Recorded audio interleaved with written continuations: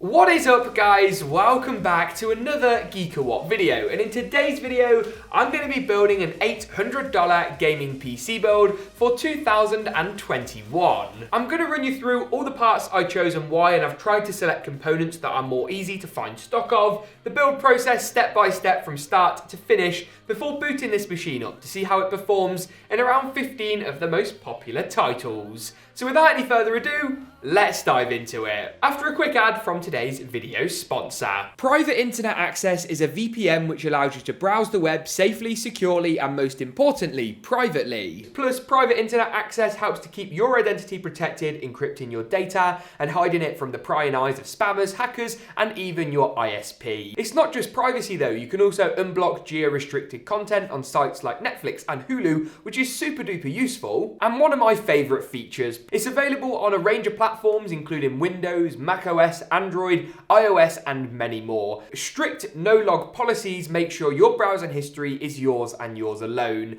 And with one subscription protecting up to 10 devices at any one time, you can make sure wherever you're browsing, you're nicely covered. By using my special link in the description below, you guys GeekaWhat viewers can get 3 months for free on a 2-year plan with a huge 78% discount. Check out that first link in the description below, and with a 30-day money-back guarantee, you've quite literally got nothing to lose. As with all of my builds, I'm going to kick things off by installing the CPU today, the AMD Ryzen 5 3600, over into our motherboard. This is a budget B550 motherboard from Gigabyte. This goes by a few different names, but anything on Gigabyte's budget B550 range is a great choice, and I'll link all the components today down in the description below.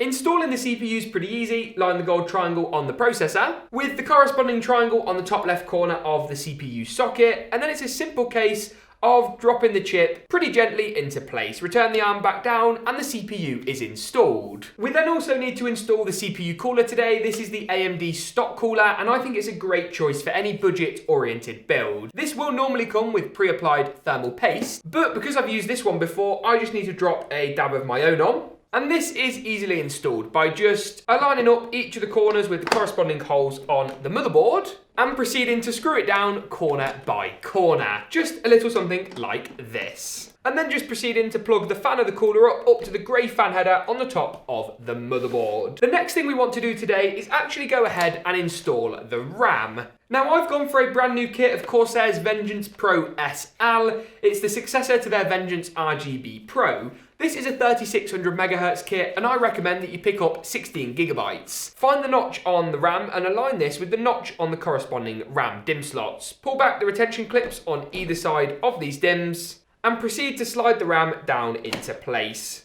Clip it in on even side with a little bit of pressure, but you know, as I say, don't force it, and repeat for as many RAM DIMMs as you've got. That brings us nicely onto our M.2 storage drive today then, and the final component before we move the motherboard over into the case. This is Kingston's A2000. It's an M.2 SSD that is more on the budget end of the spectrum, but is still an NVMe drive, and a 500GB SSD fits nicely into today's budget. For this, we're going to have to pull out the teeny tiny little screwdriver that is famous here on the GeekaWhat channel to actually remove this M.2 retention screw. Once we've taken this out, we're going to then once again align the notch on the gold contact strip just off to the left-hand side here, with the corresponding notch on the M.2 slot of the motherboard. You can see here that then all we need to do is just push the drive down and fasten it with that M.2 screw that we removed just a second ago. With the motherboard assembly all complete, we can go ahead, I didn't work, did it? And move it into our case choice today. Now this is the Aerocool Hive, and it's one of the best super value cases that I've featured on the channel, with this hive-like mesh at the front to keep airflow nice and high, and 3 fans included, of which 2 are actually 140mm. The first thing you want to do with any case once you've taken off the side panels is just install this, the rear I/O shield, with the audio ports positioned at the bottom.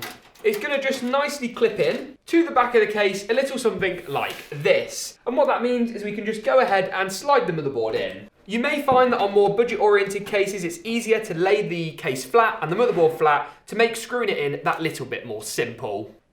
And with that done, it's about time to install the graphics card. Now, this is a bit of a weird choice. James, you've gone for an RTX 2060. Why? Now, There are rumours that Nvidia may actually not discontinue the 2060, and it is a great card. Even when Supers came out, they kept the 2060 non-super as the baseline route to ray tracing. And while it does definitely have some ray tracing performance under the hood, it's more DLSS that I think you can really take advantage of that makes this card a better value proposition than something like the 56 or 5700 XT. Hopefully as well, stock of this should be a little bit more stable, especially on the used market if you want to save a little bit of dosh, and ultimately it's going to look great in the system today. Installing this once again is pretty easy. Find the gold contact strip on the card itself, align this up with the gold or silver contact strip on your motherboard, and then slide the GPU nice and easily into place. Screw it in a little something like so, and we're going to worry about giving it power and stuff in just a second when we do the power supply, the wires, and all of the cabling. And that brings us nicely on to the power supply today. This is a 650 watt 80 plus gold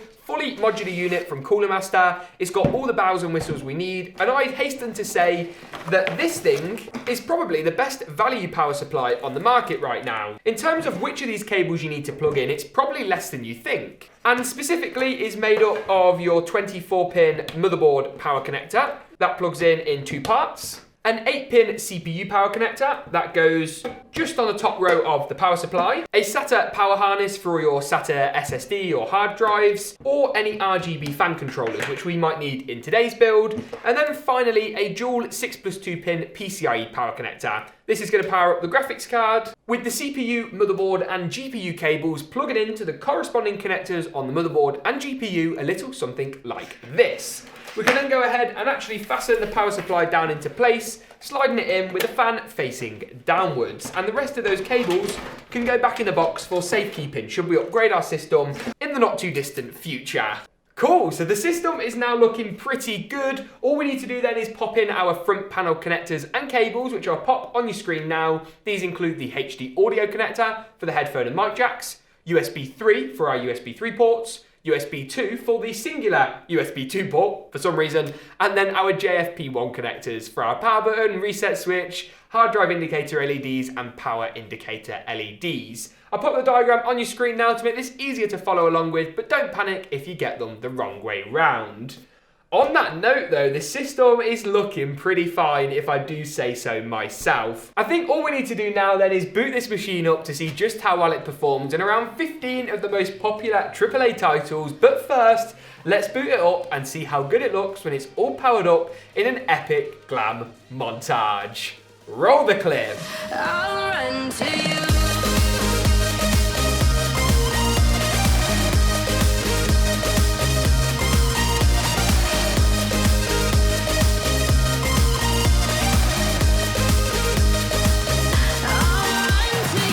Okie dokie, now we've seen just how good this system looks when it's all powered up and of course the process of putting it together, let's take a dive and see exactly how it performs. On your screen now is a snapshot view of the 15 plus gaming titles we benchmarked, alongside some temperature numbers as well. If you'd like to check out the full unedited benchmark runs of any of the games on your screen, check out the playlist in the card section now and subscribe to our benchmark channel called Benched. But first of the focus titles today is GTA 5. 1080p at high settings tested in the game's inbuilt benchmarking mode gave us 156 FPS on average, with 143 and 104 for the 90 and 99th percentile results. Watch Dogs Legion is next up, once again using the game's inbuilt benchmarking mode. 1080p high settings leveraging the power of DLSS gave us 98, 92 and 86 FPS for the average 90 and 99th percentile results. Next up then is Call of Duty's Black Ops Cold War, the latest COD game out there, and at 1080p kind of normal medium settings,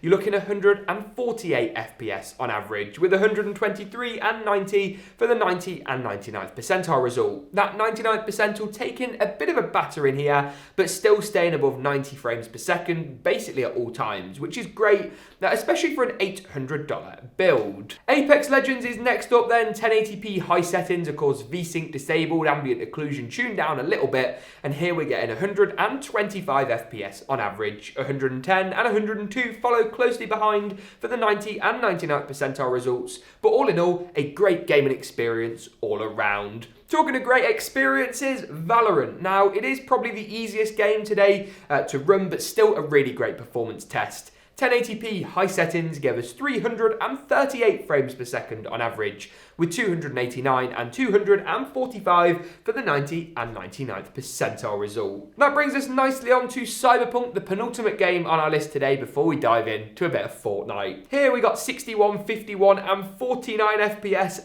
ouch, at 1080p medium. This was with some of our settings tuned up, so there is a bit more FPS to be had here. But still, 61 frames per second on average on a 2060 is not a bad result, considering just how tricky Cyberpunk is to run. And that brings us nicely onto Fortnite then. We tested this first at high and then at low competitive settings, so stay with me.